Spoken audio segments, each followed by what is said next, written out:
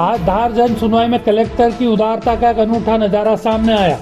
जब एक बुजुर्ग समाज सेवी एक अन्य परेशान महिला को लेकर जन सुनवाई में कलेक्टर को आवेदन देने पहुंचे तो कलेक्टर ने बुजुर्ग के बारे में जानकर मदद का आश्वासन देते हुए वापस धार में उनके निवास तक अपनी गाड़ी से छोड़ने गांधी कॉलोनी आए।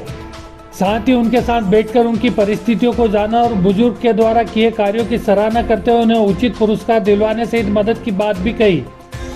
दरअसल पूरा मामला धार जिला मुख्यालय का, जहां जन सुनवाई में कलेक्टर प्रियंक मिश्रा लोगों की समस्याएं सुनकर निराकरण कर रहे थे। ऐसे में एक बुजुर्ग समाज सेवी अपनी समस्याओं को लेकर जन सुनवाई में पहुंचे। इस दौरान एक 80 वर्षीय महिला को परेशान होते देखा, जिसे उसके बेटों ने खाना पीना देना बंद कर घर से निकाल दिया था और वह बुजुर्ग महिला दर दर की ठोकरें खा रही।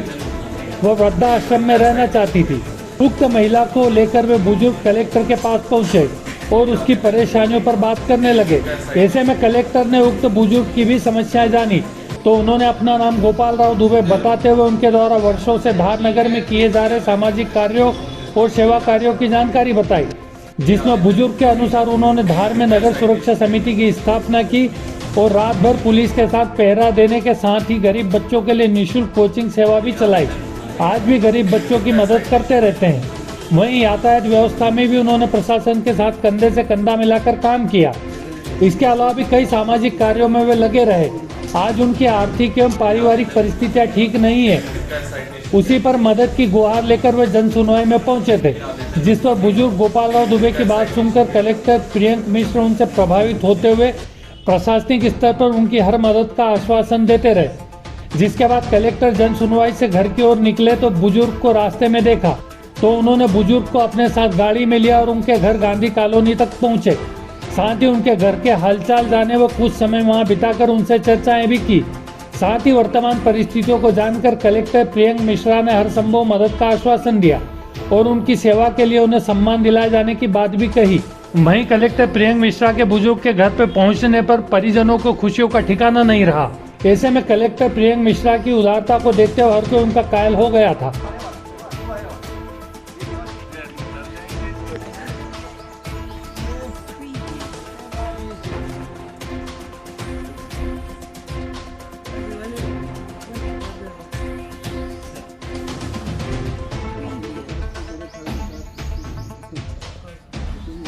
अभी मैं उससे आया नहीं, पर निश्चित रूप से गोपाल जी ने मुझसे ऐसा कुछ कहा नहीं, आप लोग कह रहे हैं।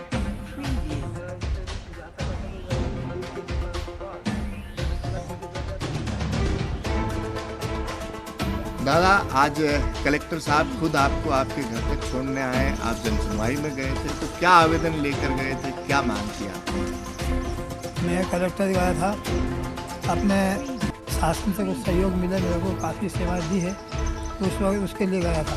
तो लेकिन वहाँ पर एक बुढ़िया जो थी बेचारी बड़ी परेशान हो रही थी कि कहाँ क्या है क्या। तो फिर मैं पूछा कि दादा मेरे को घर से बच्चों ने भगा दिया है, कर दिया, भूख और मर सब, मेरा घर बार सब ले लिया, तो उसको अनाथ आश्रम में भर्ती करना चाहिए।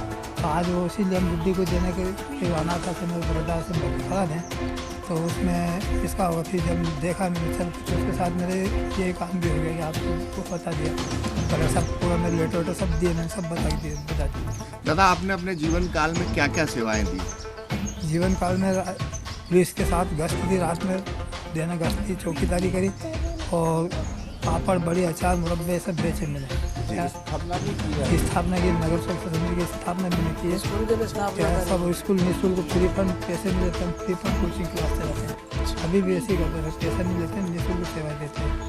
अब इतना होने के बाद भी मेरे शासन कभी मेरे घर की ओर या मेरे बच्चों की ओर देख ले तो बहुत बहुत आभार करूँगा। भगवान आपका भला करे। कैसा लगा आपको आज कलेक्टर साहब पहुँचे आपके घर? आपको आज का तो ऐसा लगा कि मैं आपको क्या बताऊँ, बहुत बढ़िया लगा, अच्छा लगा। आपको कुछ उम्मीद लगी आप कलेक्टर साहब आपके घर आए? अरे सबसे उम्मीद आपसे ने, उनसे सबसे ये तो सबसे बड़ी उम्मीद है कि पत्रकार जो है ना, किसी को हाथी बिठा दे या नीचे उतार दे, ये काम पत्रकार के हाथ में मेरे को अनुभव हुआ है। जी। तो इसलिए जितना भी जो है वो अच्छा हुआ है और आज बात हुई वो भी अच्छी हुई है। आज दिन भी अच्छा था मंगल का, क्या मंगल माता का दिन था, जिसमें बहुत सराहनीय कार्य रहा है। धन्यवाद।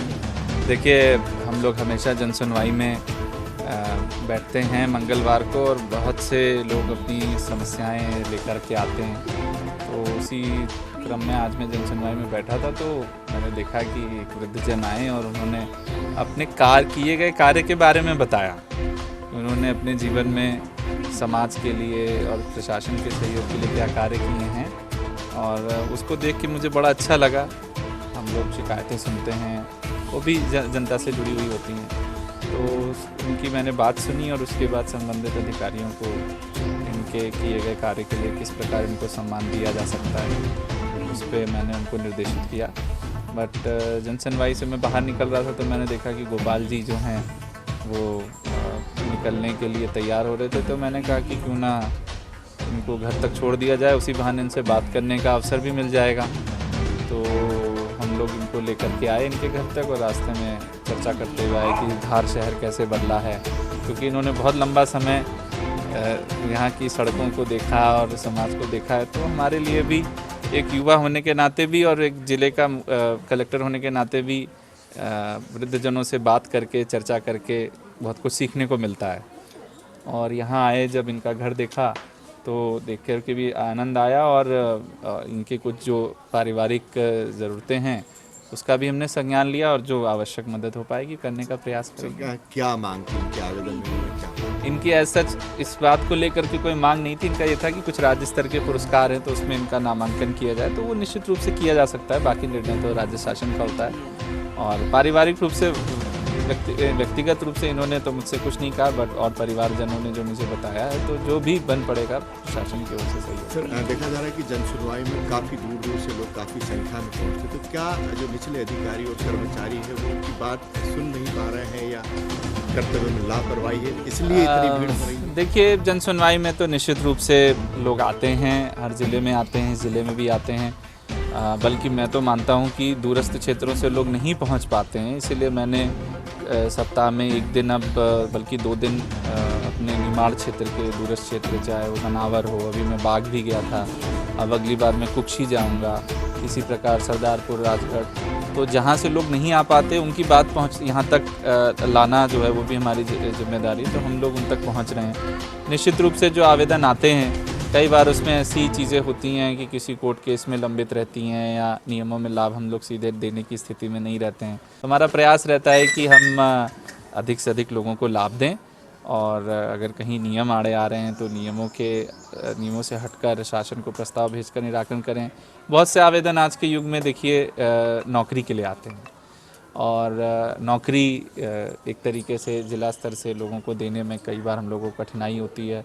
स्वरोजगार के लिए तो हम लोन दिला सकते हैं, लेकिन नौकरी के लिए हमारा प्रयास रहता है कि हम प्राइवेट कंपनियों से बात करें। आने वाले समय में भी मैं प्रयास करूंगा कि कुछ ऐसे बेरोज़गार युवाओं को हम अधिक से अधिक रोज़गार दिला पाएँ।